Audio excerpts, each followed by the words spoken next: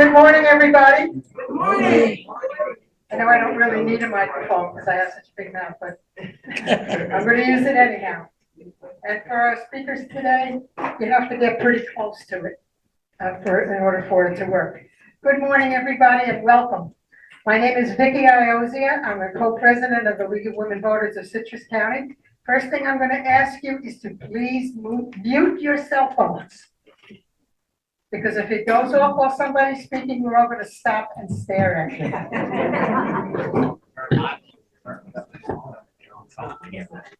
That's what happens when you're short, that microphone.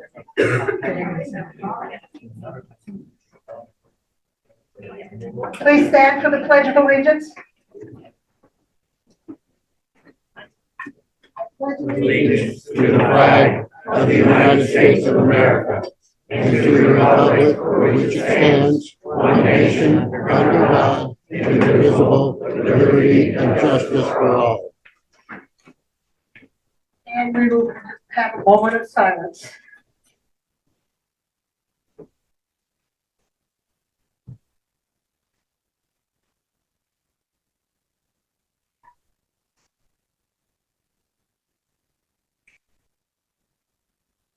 All right, thank you. Silence is nice, isn't it? I'd like to introduce our board members, most of which are here. Linda Abels does our membership. Scott Baldwin is our director at large. You can just raise your hand, Scott. Beverly Brown, is she here? She's probably outside working. Maxine Connor, Dr. BJ Ezell. There she is, you can't miss her. Jan Hall is out there registering people also. Our former board member, Judy Howe. We have shy people here. Rosemary Nellis, where did she go? There she is, she's not shy. Co-president Peg Primo, there she is. And our treasurer, Deborah Stager. She's shy too, okay. Yes.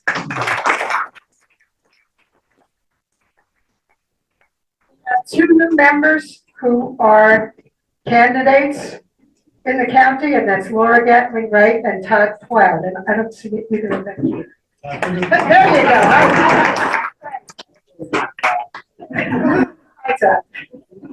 I don't know how I missed you in the shirt. Our new members, just please stand for a second if you're here. Karen Crawford, Elaine and Ronald Lewis, I know they're not here because they can't come on Wednesdays, but they joined anyhow. Shiny Skoronsky, Laura Gatling Wright, Marilyn Campbell, Leslie Spiegelman, and Elizabeth Priego in the back of the room. Just raise your hands. There you go. Our secretary. If anybody needs information on registering to vote, I was going to say grab me, but find me at the end of the meeting, because I can give you information on how to register online. I can give you an application and an envelope and a stamp.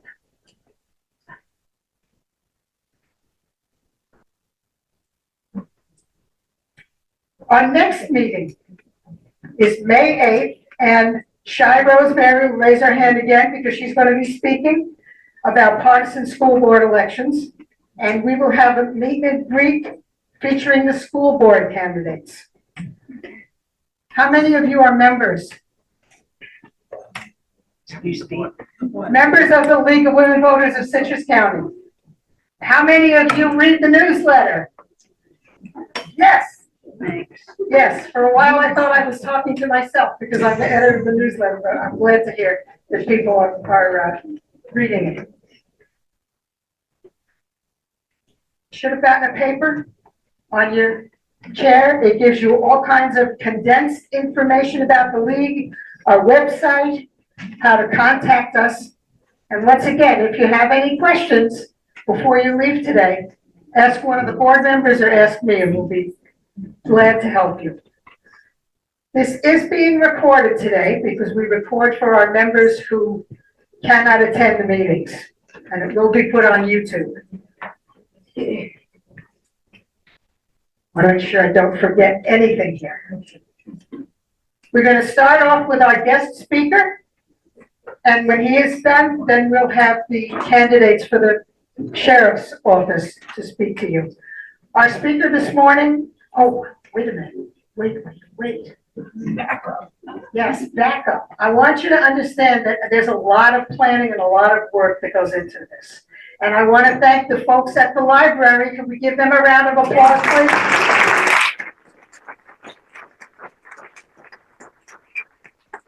They take very good care of us. You know, when you go someplace, you just kind of walk in and there you are, but there's a lot, many hours of work that goes into this.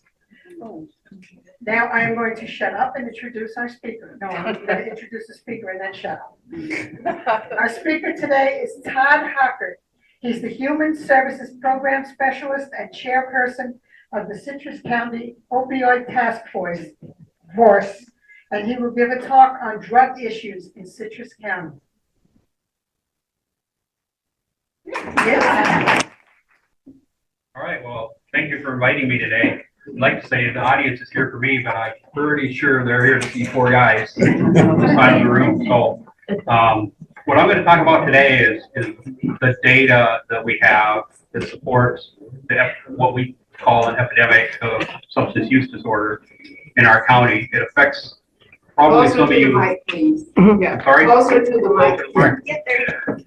It probably affects some of you in this room, and I won't ask for hands or anything like that, but I can tell you based on experience that it's out there, and so let's just look at the data, and you guys can Speak directly into the mic. Yeah. All right, right off the bat, data changes. So the disclaimer, what I show you today, as soon as I walk out of this room, is going to potentially change, right? So just keep that in mind. Next slide. So let's take a picture of what's happening nationally, and then we'll kind of bring it down to Citrus County. So back in 2020, this data came out, and this chart here shows race and ethnicity, how that affects, or how that is being affected by the drugs. And you can see that 2009, things started to go up. 2016 was really the start of the wave, as they call it. And by the color lines, it pretty much affects everybody. So no one's immune to it. The chart on the other side is sort of the drugs that are being used. Again, you can see about 2009 when they really started working on the clinics that gave out a lot of opioids. They cut that off, and people ended up going to heroin. And in 2016, fentanyl came on the scene, and that's really what's driving the epidemic today is fentanyl. About 70% of all the street drugs that you buy on the internet or get on the street corner contains fentanyl. So when a kid goes and buys a pill, thinks it's Xanax or something else, chances are it also has fentanyl in it, and that's what's causing the problem. They don't realize it's there, and they overdose on it. Next slide. So this is just sort of the age group of what we're talking about. And again, you can see it affects everybody from 0 to plus 65. I can tell you that we have a lot of 60 and 70-year-olds that are overdosing. I also work in Marion County, and we actually had a fatality of a 9-month-old that ended up getting into some fentanyl that her mom had and ended up dying. So it does affect everybody. Slide. So how does it affect us in Citrus County? I'm just going to go over some basic demographics. So I can tell you right now, this is the death from all substances since back in 2012. We were pretty steady there for a while, and then 2016 hit, and that's where it peaked. COVID didn't do us any favors, and it continues to rise. So in 2022, we had 72 deaths. 2023, we had 80, and we're sitting at 11 so far, and that's January, February of this year. Next slide. a lot of these slides is what we show at the task force meeting, so to try to give everybody kind of an idea of what's going on and if their programs are working. And then we come up with strategies, try to come up with. Excuse me, we're just gonna try to turn your mic up just a little bit. Go Okay. ahead and give that a test for me, okay? Test, test, test, test, test, test, test, test. 1, 2, test, Any test, better? test, test, Sounds test. the same. Sounds better. Sorry about that. Feedback. So this shows what happens every month, and we break that down for opioids, which is the purple line, and then all substances are the red line. So you can see a majority of the overdoses contain an opioid. Next slide. So this slide is a little confusing because it doesn't add up to 100%, but what I was trying to show here is of all the overdoses, 70% contain fentanyl, and 82% contain an opioid, which fentanyl is a part of. So you can see that there's a lot of opioids out there. Next slide. We track it by race, 96% for white, 2.5 for black, and just a small fraction, 1.25% for the others. Next slide. Gender, mainly a male, 35 to 40-year-old problem is what we're seeing. So 29 women have died, 51 males. That was last year. Here's our age group. So the grouping is a little bit different, but you can still see that 35 to 54-year-old is by far the majority of the deaths out there. This is just more of interest than anything, I think, where the deaths occur. We always think sort of in the back alley or, on the corner somewhere. It's really in people's homes that it's happening. So 35 of the 80 were documented as homes, and I would bet that 24 of that unknown percent, probably a majority of those were in a home also. Next slide. We track what happens on the street through a couple of sources. One is EMS, and the other is ER visits, mainly because those are documented. So what I'm showing you here is really only half the picture. The other half is what we don't know, the unreported overdoses. Somebody can overdose, get Narcan, and never report it. So to try to get a little idea of what's going on the street, track how much naloxone or Narcan is given by first responders and the lay public that's recorded. So you can see the top purple is EMS. I'm sorry, that's everybody. The blue is EMS, fire, and then CCSO also provides Narcan. So you can see by that we have our ups and downs. Last June and July was a bad month last year for us as far as overdose deaths. So it pretty much tracks ER visits, number of fatalities, that kind of thing. So it gives us a pretty good idea what's going on. Next slide. So here are the overdose ER visits for overdoses. It's a little chaotic here, but just look at the red dashed line. That's Citrus County. And we compare ourselves to the state and then some surrounding counties. So the green is Florida, and then the chart over on the left is this year so far. If you want to kind of see what's going on in your zip code, I broke it up by zip codes. So I think the one there, 10, is Northeast Inverness area. And this one here is Crystal River up to like the Withlacoochee River. The other thing that we show is a heat map. So we take all that data that we collect from the sheriff's office and from EMS, and it's plotted on this map. And the brighter yellow, the more calls occur. So you can see the hot spot is Beverly Hills. I can tell you for 4 years since I've been doing this, it's always been the hot spot.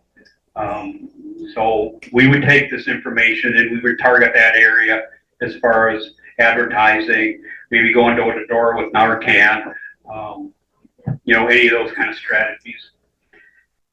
Crystal River is not immune, along with, otherwise it's pretty dispersed, except for in the forest area there. So. And that was only the first 3 months of the year. So it doesn't change a whole lot. It just gets, some of the areas get a little brighter. Next. Some of the other data that we collect is time of, or day of the week. And so a couple years ago, Wednesdays were always sort of a popular day to overdose, I guess, if you pick a day. But now that's Tuesday. So Monday, Tuesday, Wednesday are right up there. We try to correlate that with something. What happens every Wednesday? I don't know.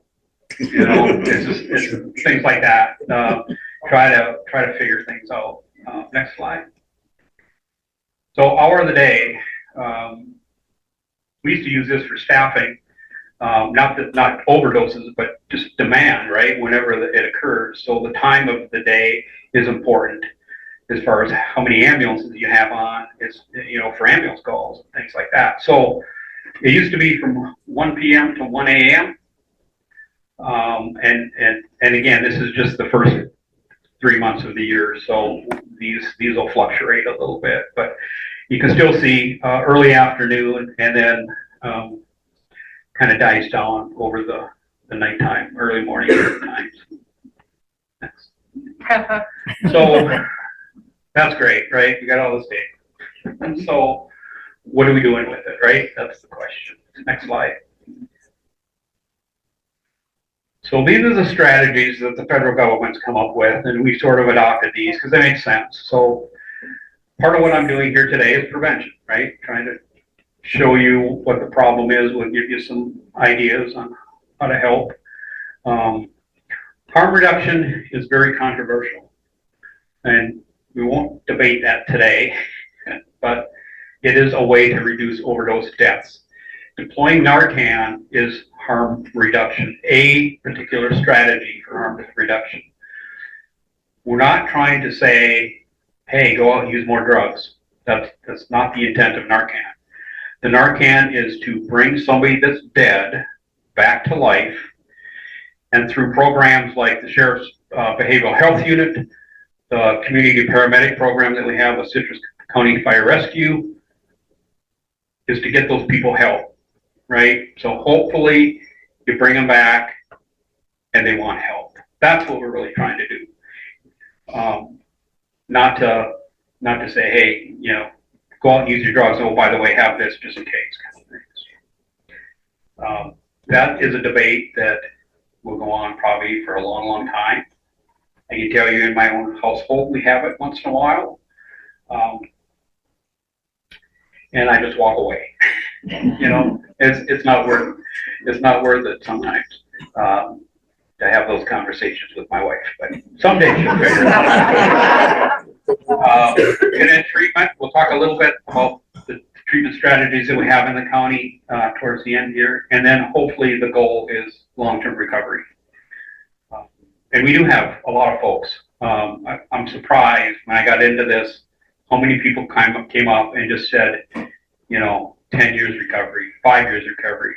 It doesn't matter what substance, right? It could be alcohol, could be nicotine, could be an opioid. It doesn't matter, because there's a lot of substances out there that people use. So those are kind of the 4 strategies that we're looking at. Next slide. So one of the things that the health department did back in January 2021, we got a grant called OD2A, or Overdose Data to Action.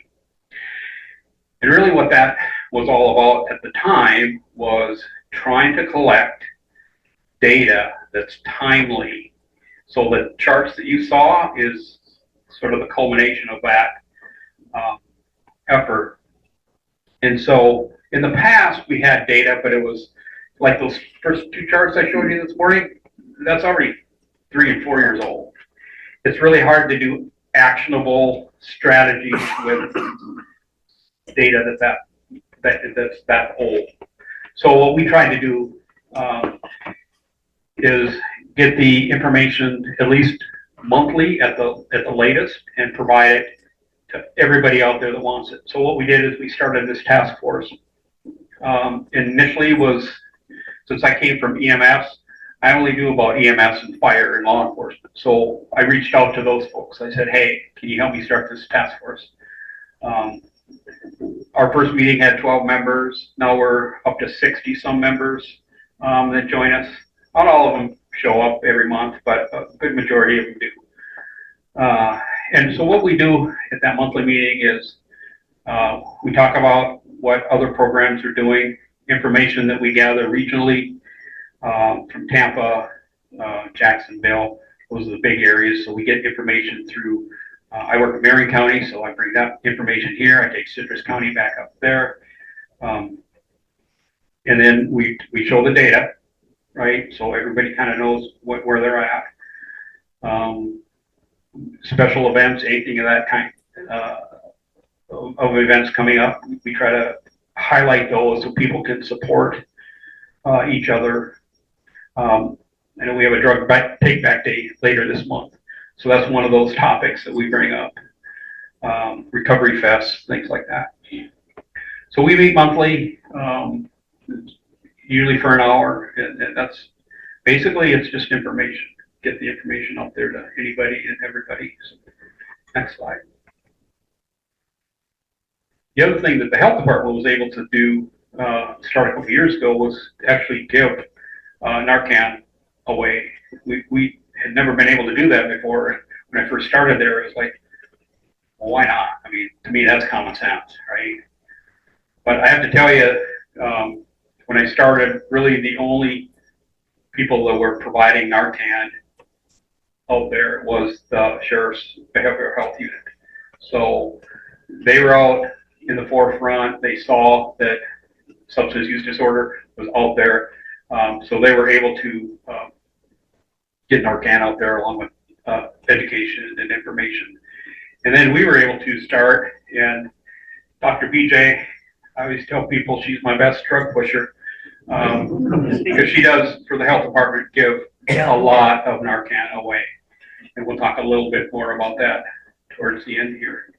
But we track that because, again, it kind of gives us an insight of what's going on the street, right? More people are taking Narcan. A couple of things. We just needed to get it out in the community. So I tell people, just put it in your first aid kit. It's just like you would a Band-Aid or whatever else. Just have it there. Hopefully you never have to use it. But I can tell you that we've had people at the gas pumps pass out, overdose, side of the road, stopped at a stoplight. So you never know when you're going to come into that situation. So we track that, where we're at. Yeah.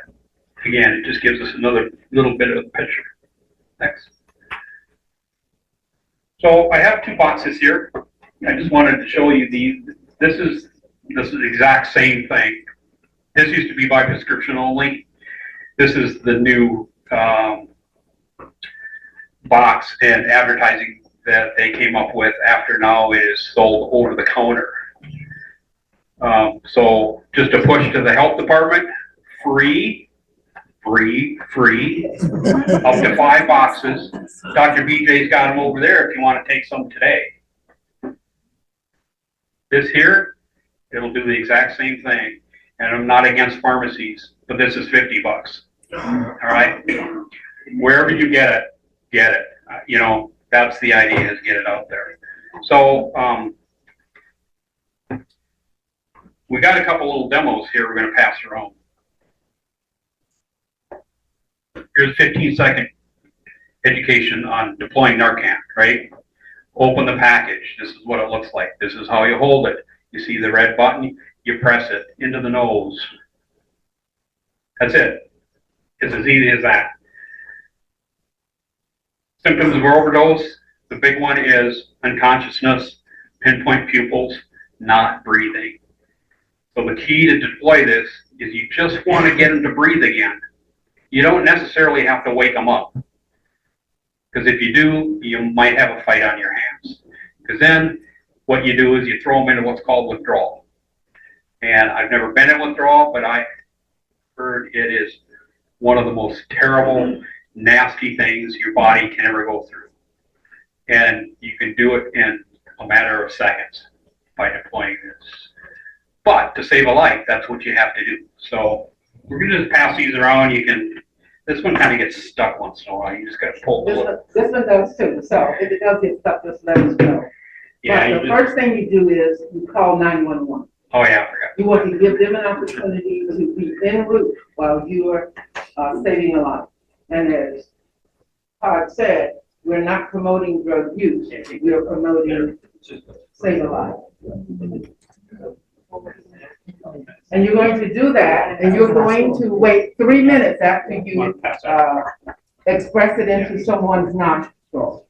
If they do not revive, they're not breathing, you use the second box, the second disperser that's in here. So there are 2 in a box.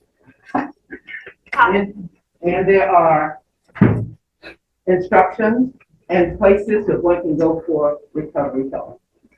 If you don't get one today, you can go to the health department, no questions asked. Excuse me, Dr. BJ, we just have a question back here about if you have some Narcan on hand, what is the shelf life of Narcan? It's just like any other drug. This is good till 2026. The other question I get, can you leave it in your car? Right on the box, there is a temperature range. All drugs have a range of their most effectiveness and how they stay potent, you know, as long as they do. I carry this in my backpack. I don't have it in the glove box. So if you have a purse or some other bag that you carry, that's what I would recommend to put it in. But if you do leave it in your car and you come up on that situation, I would still use it. Even if it's 50% potent, it may work. So I wouldn't worry too much about that, but there are temperature ranges. Is that a one-time Yes. squirt? Yeah. Use once, done. There's Yeah. not a second squirt. No, that's why they give you 2 in a box. Yes. Yes, ma'am. You know, it's a drug overdose and it's not some other illness. Good question. I didn't hear the question. How do you know that it's an overdose and not some other medical situation going on? A lot of medical problems, a person can become unconscious, right? So, a lot of times when an overdose occurs, you may see paraphernalia, you may see the needle, the syringe lay in there, you may see a bag. But what's really the sort of the tell-all is the pinpoint pupils. So if they're pinpoint versus unconscious, it's not going to hurt them to give this. So I would go ahead and do it. A lot of times on the ambulance, we would give this when nothing else worked, just as a diagnostic tool. Well, maybe it is an opioid. So we would always use it like that. I just want to talk a little bit about. Sorry, before you go Yeah. there, please keep in mind, we're not encouraging drug use. But if you're not prepared to save a life, you won't save a life. If you're not sure, but they're unconscious, they're not breathing, use it. Also, you're covered by the Florida Good Samaritan law. If you do use it, and there are repercussions from it, you cannot be sued. So please keep that in mind. Yeah. Just let me get through this last slide and then we'll answer some more questions. I just want to bring up 2 programs. One is the behavioral health unit that the sheriff's office runs. They have dedicated staff that just go out and deal with overdoses, which is really was proactive at the time and sort of not really heard of by a lot of law enforcement agencies, because you think of law enforcement, what do they want to do? They want to catch the bad guy, put him in jail. So to actually treat the patient that overdosed was, you know, if you would have told me that 10 years ago, I would have, you know, told you were nuts. But, so kudos to them for doing that. The other big program that we rely on is called CORE, so Coordinated Opioid Recovery. Governor DeSantis started this a couple years ago with 12 counties, and Citrus County was one of those. Not because we were a great county, which we are, but we also were the the ninth leading county of opioid overdose deaths in the state. Oh my God. So that's why we were chosen. So what CORE is, it's a model that they came up with down in Palm Beach County with the fire department down there, and it was really putting the continuum of care together. It starts with the EMS response. So EMS will respond, treat the patient on the scene, and that's evolving. We won't go into that right now, but so they'll transport them to the ED. Now, the idea was the ED then would provide what is a drug called buprenorphine, which would stabilize the patient. It's still an opioid, but it stabilizes the patient. It doesn't give them the high like a heroin or a fentanyl does.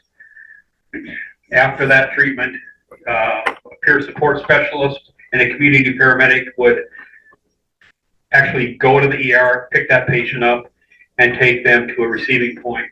So to do a warm handoff. So for us, it's LifeStream and Langley. And then long term, they usually have other problems going on. So primary care is established, and then long-term recovery. So if everything works perfect, that person is warm handoff to every one of those, and from start to finish is supported through a whole lot of great agencies out there. Todd, can you Yes. stay? Do you have to leave right away? No, I can say. Okay, because I'm going to have to stop you now. Okay. But if you have questions, you can grab Todd and ask him. Yeah, I'll hang out. Yeah, I could talk about this stuff for days, and we just went over the basic data right here, so we could get into a whole lot of other stuff. But I want to thank you today for inviting me. And now let's proceed to the meet and greet. All 4 candidates for sheriff have accepted the invitation to introduce themselves and talk about their plans. These introductions will be a maximum of 3 minutes long. And I'm not kidding. At 2 minutes, you will see the warning. I will hold this up. At 3 minutes, I will hold this up. If it goes beyond 3 minutes, I will do this, which will be a hint. After introductions, each participant will go back to their own table space and will answer individual questions from members of the audience. And they will have brochures and informational handouts. Our first candidate to speak this morning is Calvin Adams. And I'm gonna try not to use a microphone. I'd rather stand up here in front and talk to everybody before you start the clock than stand behind here and talk on a microphone. Can everybody hear me all right? Yeah. All right, thank you. My name is Calvin Adams. Glad to be here. Thank you to the League of Women Voters. I am here this morning with my wife of 40 years, Olga, and my mother of 60 years, but I'm 60 years old, is also here with me. Thank you for being here. I love both of you. It means a lot to be here. I graduated from high school not far from here at Crystal River, 1982, local grown up here. I got hired by the state of Florida, retired after 30 years in Tallahassee as a colonel director of a state law enforcement agency with an annual recurring budget of $140 million and around 1,000 uniformed gun-toting officers around the state. So I don't need on-the-job training to know what it is to be a chief executive law enforcement officer. Todd, thank you for this presentation. Leads right into why I am running for sheriff. We need a change in leadership. Citrus County is not the safest. I got a book over here that has very detailed information of how lacking Citrus County is. We need a change. In the last 8 years, the drug overdose problem. It's crazy. I'm the volunteer fire chief here in Crystal River. I see it every day. It's very sad. It's disappointing to be a member of this community and have to deal with this. We need a change. When it comes to not only the drug overdose, the 9th worst in the state, wow, that should be a shocker to everybody and you should open your eyes. When it comes to another big issue we got going on, traffic, serious injuries and fatalities. Guess what? Citrus County is very poor when it comes to the ranking. When it comes to the state of Florida and the comparable size county, Citrus County is the highest when it comes to a lot of categories. Pedestrians, distracted drivers, across the board. We got to do things differently. We need a different approach and a different style when it comes to public safety across the board here. I have a lot of respect for every candidate in this room. We all have different backgrounds and experiences, but after 8 years, I think I'm running for sheriff because we need to do things differently. There's a lot of different approach. I can bring an approach that is fresh. I'm local. I grew up here, got family, a lot of friends in the audience here. Go to Calvin Adams for sheriff.org. I would like to talk with you more. And when I come around and talk with you, please be aware that we have a lot of things going on. It's very complicated here in this county, but we can do better. It doesn't take much when it comes to the traffic issue. I get asked all the time, what can we do differently when it comes to traffic? 230 approximately deputies in the sheriff's office. Go ask a public records request. Out of that 230, how many have actually written a uniform traffic citation out of 230? Okay, well, this many have written traffic citations. How many more than one or two? And how many deputies have never even written a traffic citation within the last year? I think you'd be surprised when you start looking at some of the data that goes around out there. We need to change accountability and leadership through the ranks. I'm not saying anything negative about any of the deputies. They are doing a great job out there, but we need some more accountability. We need a different approach to the community. So please go look at Calvin Adams for sheriff. A lot of respect for all of these candidates. And I'm going to say this, which is not really a politician should say. Every candidate in here shook my hand except for one. That should be a statement that he would not shake anybody's hand in here. It's just ridiculous to have this kind of attitude in this room. Thank you.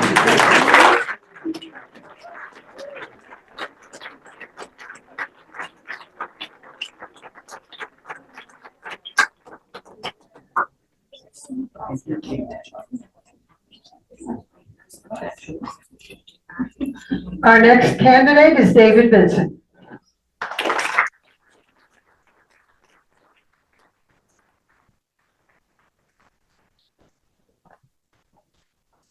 All right, so I'm going to try to stand back behind the lectern, even though I don't like to do it, just so I can make sure I stay on track. So, good morning.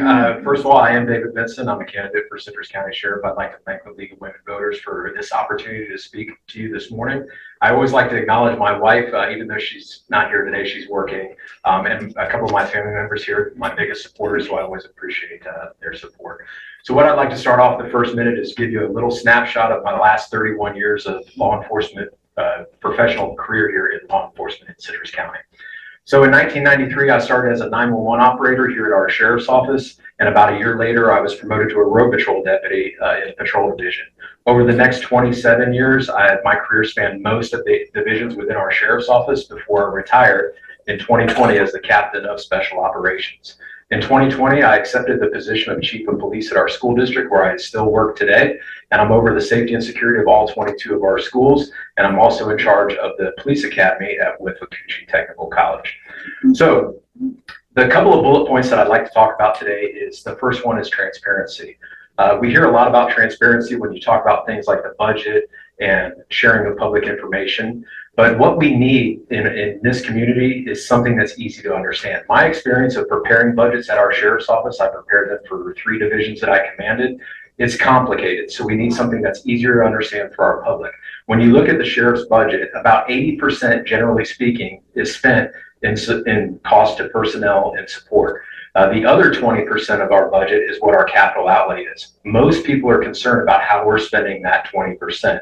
So creating an easy to understand document for our public to say, where are we spending really that 20% that most people are concerned of? We need to be transparent about that and really show where our needs are, and that 20% captures a lot of those costs outside of our personnel costs. The next bullet I'd like to talk about is community policing.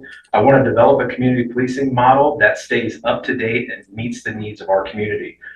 We obviously need to work on rebuilding some relationships here in our community between the sheriff's office, Board of County Commissioners, school districts, and our residential communities. My experience here in Citrus County has been solving problems and creating solutions right here. And I think that's a big difference between myself and the other candidates in this room. I have seen things in this profession that have worked. I've spanned 4 sheriffs, and I've seen things that didn't work. The advantage that I have is not repeating the mistakes of the things that didn't work. And you only get that by on-the-job experience here in our county. The last bullet point I'll talk about is our traffic. The #1 complaint over the last 30 years at every election cycle is traffic. We need to create a more robust plan for our traffic unit. Our numbers of our traffic unit deputies has not increased in over a decade. We need to expand our traffic unit that focuses on our daily drivers and our commercial traffic enforcement. With the growth that we're seeing, we've got to do a better job with commercial traffic enforcement. In closing, I have spent the last 31 years here serving this community, and when it comes to the job of sheriff, qualifications and experience matter. When you look at all of the candidates here today, I am the only candidate that has spent my entire professional career serving the citizens here in Citrus County. I would love to earn your support and your vote on August 20th. Thank you.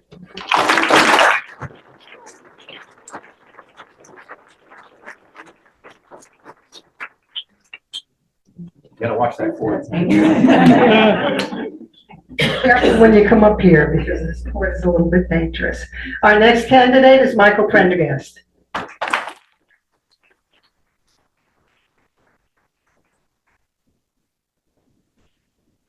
Ladies and gentlemen, can you hear me? Yes. So I'm Mike Prendergast. I'm your sheriff.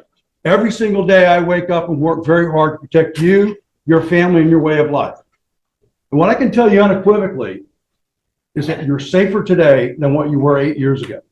And that's not me standing up here blowing smoke. I'm standing up here to tell you the facts, the true facts in black and white data. When I ran for sheriff back in 2016, the #1 thing people wanted to talk to me about was drugs. We've got a drug problem out there, Colonel, because I spent 31 years in the United States Army, rose up from the ranks as a private E1 all the way up to full colonel before I retired from active duty. And then I went to work for the state and to make things great for the veterans in the great state of Florida. #2, when I talked to folks, was, Sheriff, we've got to do something about traffic. Absolutely, we need to do something about traffic. And #3, I was chagrined beyond all shock back in 2016 when I found out that the sheriff's office was paying deputy sheriffs who came in to work for this agency to put a gun belt on and a ballistic vest to go out and serve them. The deputy sheriff's trainees were making less than a pizza delivery person coming from Papa John's delivering pizza to my house at least once a week. That was unconscionable to ask men and women to do something to risk their life and not pay them a living wage whenever everybody else was earning a living wage across the community. So what did I do? I went after drugs in a hard way. In fact, the very first week I went out with our SWAT team, our narcotics unit, and I served search warrants. I go with our team instead of sitting behind a desk in a swivel chair or sleeping in bed while the men and women of your sheriff's office are risking their all to protect you, your family, and your future. I go out with them because leadership goes from the front. Leadership doesn't start from the rear with the gear where it's safe and everybody's comfortable. Leaders lead. Leaders take action. Leaders make things happen for the good of their community, and they're not afraid to make decisions for the good of the community and to stand up to the bullies and to stand up to the nonsense and the lies and the rhetoric that are out there. I also went after traffic. We didn't have a traffic unit when I took the agency over back in 2017. We had a couple of deputies who were certified to go out and run radar, but we didn't have a traffic unit. Now we have a traffic unit. And contrary to the nonsense that you heard, if you look independently, we're the 10th safest county in the great state of Florida today because of the great work by all of our deputies, not just our traffic unit deputies. And most recently, in fact, we just released a press release about it last week. Our traffic unit was heralded as the best in District 7 for the Florida Department of Transportation. That doesn't happen by accident. That happens because leaders are fiercely out there working hard to protect you. There's a whole host of other things that are out there. We'll push stuff out on our website. We'll also take care of answering some of your questions. But next week or in a week or so is National Volunteer Appreciation Week. And I had a commitment to be with my 400 volunteers today long before this event came up. So God bless you all. God bless the United States of America, and may God protect our first responders.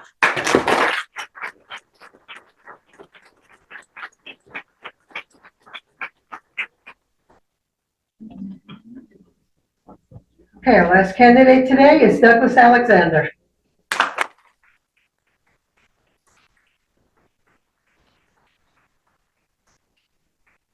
Thank you. Thank you very much. Thank you, League of Women Voters. Thank you for allowing me to be here today. And I say a little bit about myself. Most of you already know me, but I am Doug Alexander. I'm from Citrus County, born and raised here. Graduated Citrus High School in 1975. Went in the military right after that. Also, 351st MP Company, went in the military, served my time in the military as a soldier, came back out, worked at the Sheriff Department.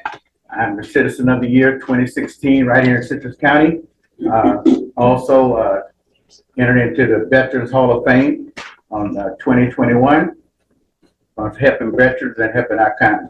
Also, you've heard of Church Without Walls, so that's where I was. That's where I've been the pastor for many years. We have combined services with Calvary Church, Pastor Otis. Also, like anybody else, I see a lot of problems here in Citrus County. I'm here to fix those problems. I just go over a few. Law and order. I'm very tough on law and order. I know what law and order is. Been in the military, been a military police, just like the sheriff in the 82nd Airborne. I am a combat veteran. Like I said, I believe in recruitment, building a strong team and leadership. The military have prepared me about leadership, prepared me about leading, guiding, and budget and everything that you can think of. Accountability and transparency, I believe that needs to happen as well. As far as community policing, I think that we need to get back to community policing. Community policing is a very vital part of the community where you get community involved. I believe I will have an advisory committee that gets the county together and hear from you, the citizen, what needs to take place to make sure Citrus County continue to stay safe. Traffic is a problem. You heard traffic from both these gentlemen. Traffic is a problem. I believe we can work with traffic and work with FHP, that's Florida Highway Patrol, which my son is a trooper. Also working with government, thank you. Government, working with local government. I see there's a problem with working with the county commission, local government. I will be that person. I'm friendly, I'm open, I smile, I shake hands, I kiss babies.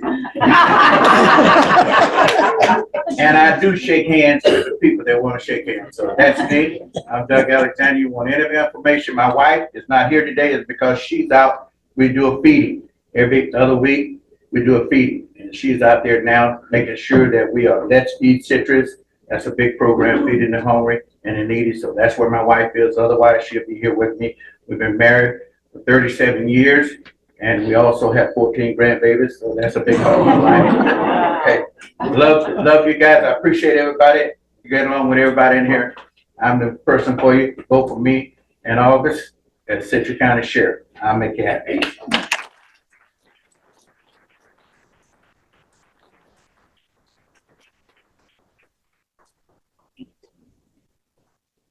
All right, can we have a round of applause for all the candidates standing time? Everybody was in time. Thank you all for coming. If you have questions for the candidates, they will be here to answer them. If you have any questions about the League of Women Voters, grab a board member and have a great day.